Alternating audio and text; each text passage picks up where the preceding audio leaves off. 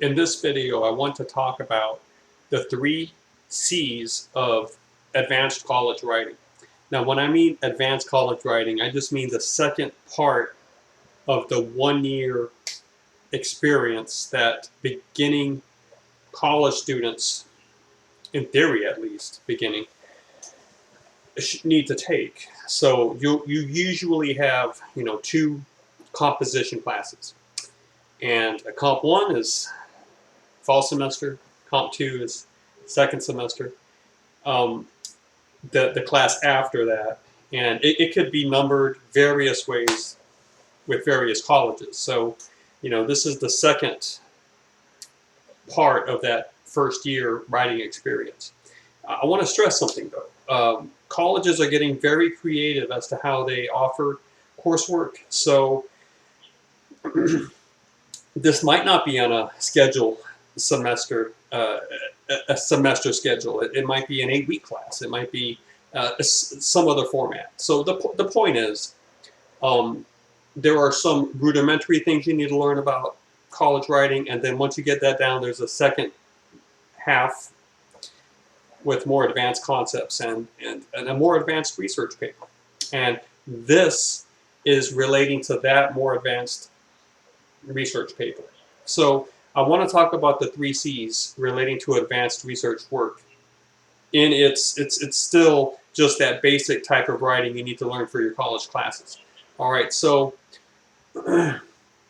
this isn't graduate level, or I'm not talking about you're producing publishable work, but this is probably going to be challenging for at least a good part of my students. Relish this opportunity to learn something new and to grow. So this is going to bring some new insight here to you, I hope. The first thing the first C, all right, for this type of writing is conversation. Okay, you need to learn what people are saying about that topic you pick. So you're going to get a chance to pick a topic to write on, and you're going to learn as much as you can, and you're going to get as much information as you can given the time frame. And you're going to use that information. So this paper certainly is going to be informative, but not just informative. However, you are going to have to figure out what other people are saying about your topic. And some are approaching your topic in a very simplistic way, just giving you the basic facts. Others are more complicated and complex and concentrated on how they approach this topic. So they take it to a different level. They maybe bring in a whole new viewpoint. They bring in some new data, not all at once, but some might complicate things by challenging an accepted term of the topic you're looking at, or they might try to correct some past work that has led people to think a certain way about your topic. So they are trying to, form writing careers by being professional writers, and some of them may spend a lot of time on this particular topic, sort of creating it as a niche for themselves, or they might be extensive and expansive writers, but have spent a year or two writing material on this topic, and their work is well received. So you're going to be dealing with professional writers that are bringing their own voice to the table, and you need to read and watch and learn about as many of these important voices as you can. Now, one part of this is your ability to say, let's say you pick a topic and a lot of people have written on it and produced documentaries on it and just done work on it, and you might be saying, well, I'm overwhelmed, there's so much. And so one skill you're going to have to develop is just to say, there's so much material here.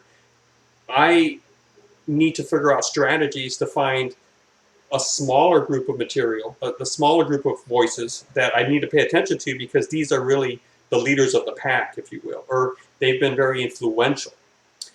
Or you might find that within this topic you picked, you're able to focus on a very particular aspect of it. I would call that a subtopic, and that's really going to be your paper. So you've concentrated, and given all the writers that have written about maybe your topic broadly, there might be a manageable number that have written about it in this very specific way, with this angle that you're trying to learn about. So, that's one way to handle just the load of material that you might find. You might have to really focus and concentrate on a certain aspect of it and ignore everything else to get your work done this semester. But nonetheless, you're going to have to learn the conversation. So the first C is conversation. That's already happening in the texts. Now, when I say texts or documents, I just mean it could be books, it could be magazines, it could be articles and journals, it could be websites, it could be videos, documentaries, film, texts broadly in that way. Anything you can document is something, at this point, I would call a text, although there's more to it than that, but I don't want to digress too much.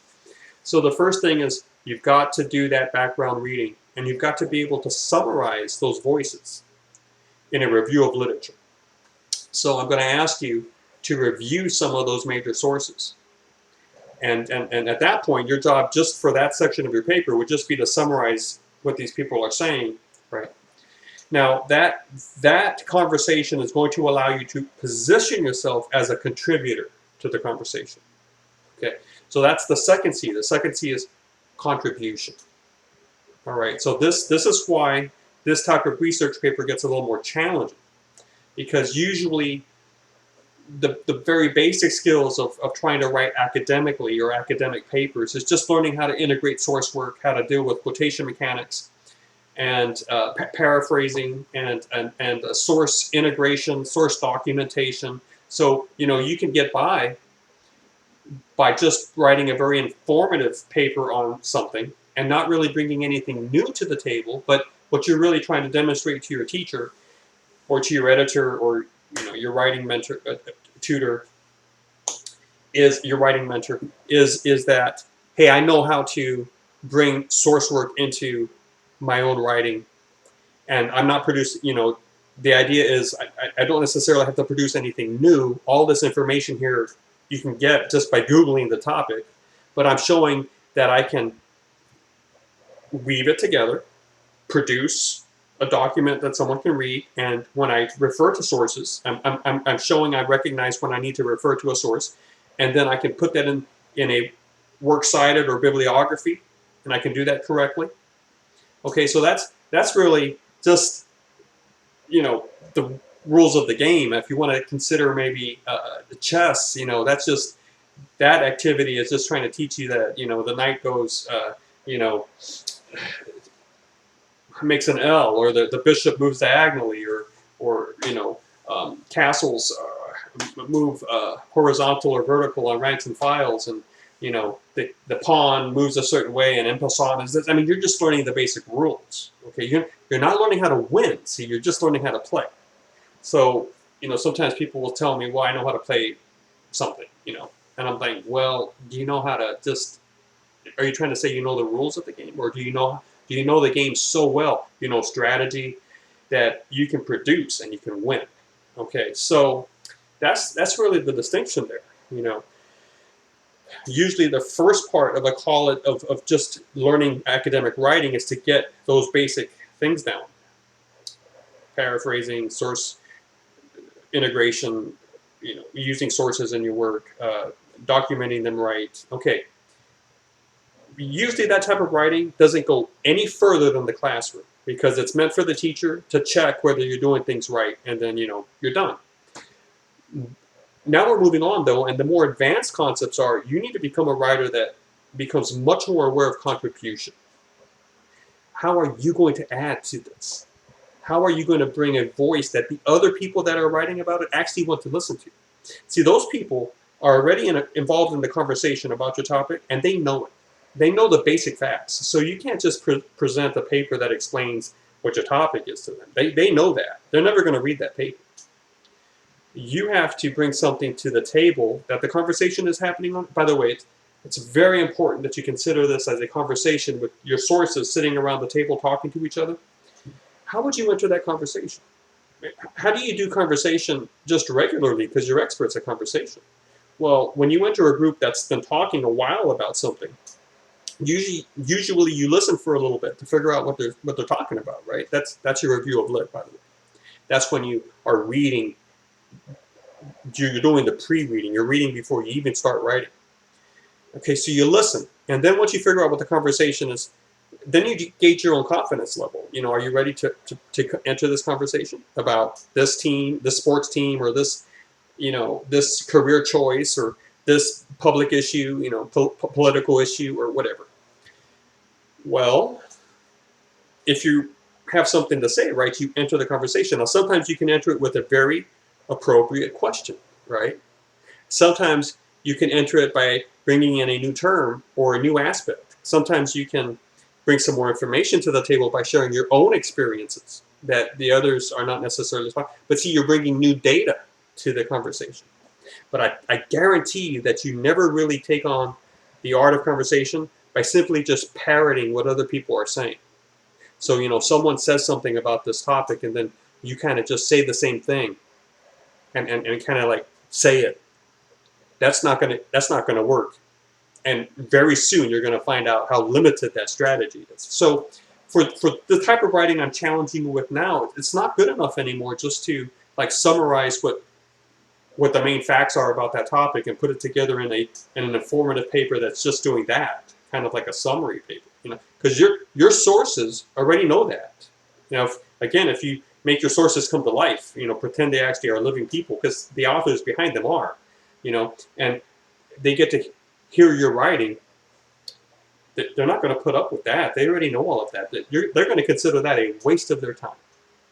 Okay, so you have to figure out how to bring something new to them. Maybe you should ask a question that no one has really asked them yet. So if you can actually think of a question like that, that could be your whole paper. Just the proper framing and presenting of the question. Right? Part of it would be showing that no one has asked that question before.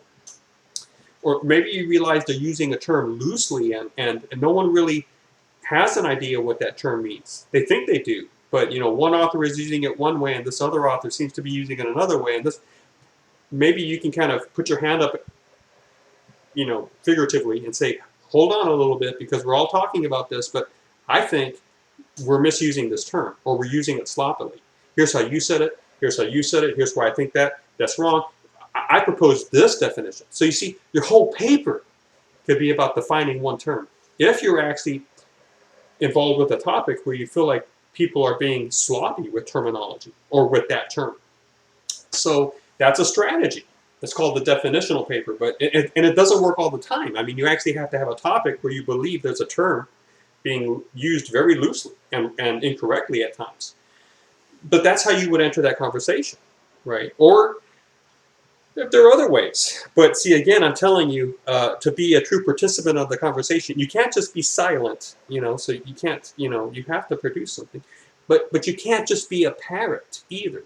You can't just subtly repeat what other people are saying. And you can't be a liar, right? So you can't just make stuff up, and that's never going to really serve you well in the long run. That's not a good policy. One of these days you're going to be found out. And the more you get away with it at the beginning, probably the more serious the consequences are going to be when you get found out. Because by that time, you're a manager at a job somewhere, and then they find this trail of lies. It's not a good policy. It isn't. But it's also just not a good principle. I mean, it's just wrong, to do that. Lying is wrong. I mean, as far as that sort of thing goes, and you can challenge me on that. I'm not going to try to enter an ethical or philosophical debate with you now. I mean, obviously not through video, but I would suggest to you that there is a stand above and standalone ethic that you will have to account for one day. And I think we all agree that that type of lying is just wrong. So anyway, let's get back on track. The first C is conversation. You got to read what people are saying about your topic. The second C is contribution. How are you going to enter that conversation? Okay. The third C is convention. This type of writing needs to look a certain way. And it might drive some of you crazy, because some of you are so creative that you can imagine doing things different ways. Okay. But I'm telling you, I want you to learn the conventional way first. And I always want you to know I respect deviation. I respect the creativity that drives some of you, and you're going to chafe under just learning the conventionality of it, right? But you probably need to learn that first before you can improv. You know, Picasso was an incredible drawer, and he drew things exactly as they looked before he became the abstract artist we know him to be. So you research that about Picasso and try to find one of his roosters, and you can see how well he drew, you know. But then you look at some of his later art, and you're like, you know, what is that? But he first knew how to draw before he decided to undraw, if you will, and do his own thing. So I'm challenging you, creative people out there, to just kind of embrace this right now and just learn the conventionality of it. I mean, you're going to need to develop a good introduction. You're going to need to develop a review of literature. You're going to need to present your contribution statement sort of as a schematic where you list your thesis and you list the outline of your paper in prose form. Then you're going to have to produce the body. Then you're going to have to close it. And that's your template. And it's very conventional. And it's going to serve you well at the beginning of your writing career if you decide to become an academic writer, because your editors are going to be able to recognize that very quickly. And people that read you are going to be able to skim you until they find that part that is truly unique. That's going to help them. And they're going to appreciate that. Trust me. So let's learn the conventionality of how to write academically. And once you get that nailed, you can improvise. And you can make an even stronger voice for yourself. Okay? So the 3 C's: conversation, contribution, and convention. All right? I hope to guide you through those profitably for you in the rest of our time together.